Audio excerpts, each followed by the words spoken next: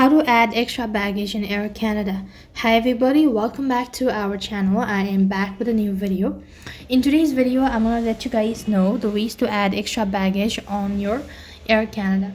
In order to do it, so first thing first, make sure that your device is connected to an internet service, and then to begin with, you just have to go ahead and add or type in checked bags in Air Canada. When you type in that information, or when you type in that following information, you could find the first link that appears. You go ahead and press on it.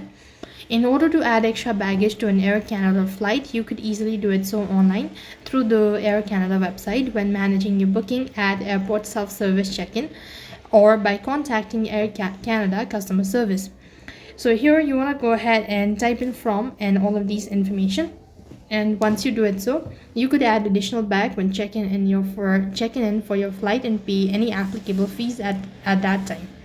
You need to first of all make sure to access your booking and manage your booking as well before doing this procedure.